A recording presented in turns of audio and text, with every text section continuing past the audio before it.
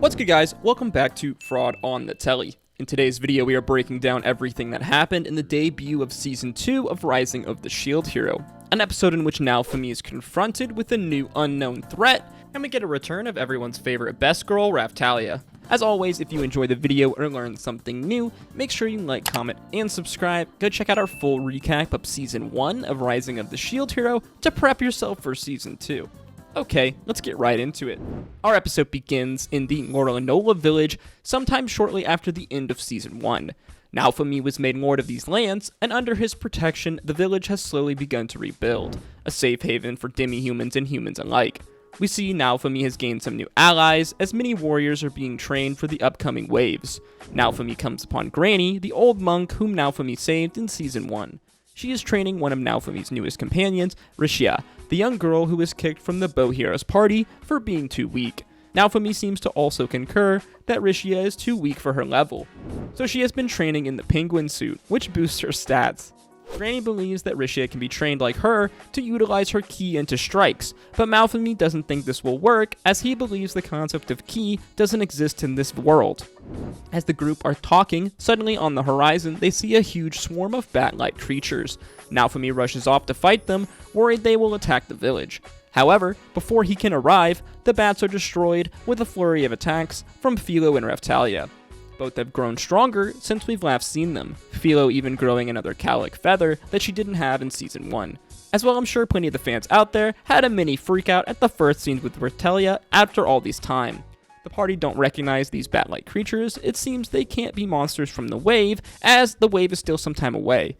It's then that Naofumi realizes the wave countdown has vanished, replaced with the blue number 7 with an hourglass next to it. Suddenly, a blast of lights hits. All the party members grab their head in pain as the camera is drawn far away, a large turtle-like creature flashing before the scene. All 4 of the heroes reconvene in Malremark to discuss what has happened. Rishia is feeling hella awkward, as this is the first time she's seen her old party since she got kicked out.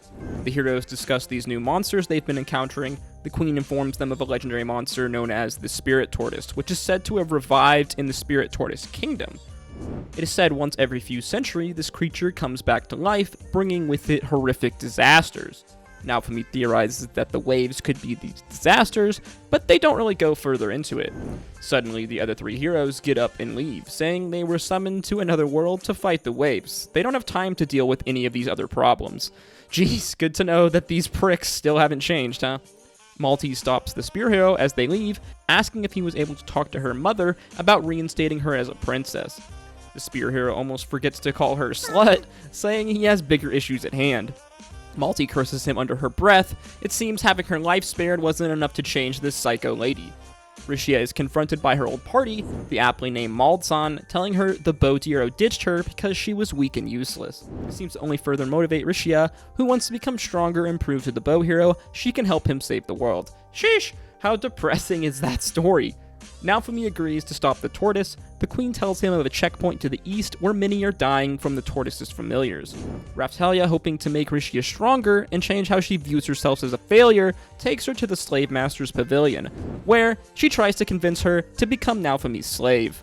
Raphtalia really has lost it. Naofumi arrives telling Rishia she doesn't need to do that, but she's already made up her mind, accepting the slave mark in order to go stronger in Naofumi's party. They then set off eastward. One night, Filo tells them that Vittoria wants to know if Naofumi is going to stop the tortoise. We learn that Vittoria and Filo have the ability to communicate with each other with their cowlicks. She explains to Naofumi that this was the choice she mentioned earlier in Season 1. The choice between saving the world or saving the people of the world. Again, we're reminded if these heroes can't work together, Vittoria will be forced to kill them all. On the road, Naofumi encounters refugees from the east. They also learn that the Spirit Tortoise has already attacked the capital of this kingdom. While at the checkpoint, the party overhear an unknown person spreading rumors that the tortoise has already killed 3 of the heroes. This makes Rishia upset, and she runs off.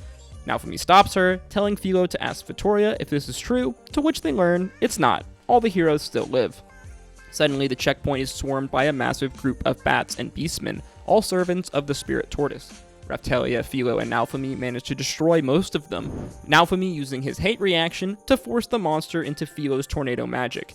However, more arrive, as Naofumi is forced to use his Wrath Shield, unleashing his dark curse, burning flames. These flames erupt from him, killing all the monsters, leaving only a crater behind. Naofumi is hurt, but okay from the use of the Wrath Shield. The episode ends as an unknown woman stands over the crater, looking down on the party. She declares, "You are the shield hero. Then I beg that you kill me."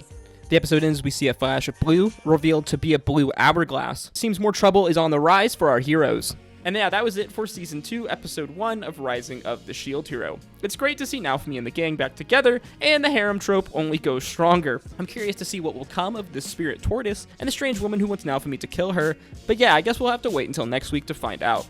As always, if you enjoyed the video and learned something new, make sure you like, comment, and subscribe. Click a video on screen now, and I'll see you guys in the next one. Peace, love, adieu.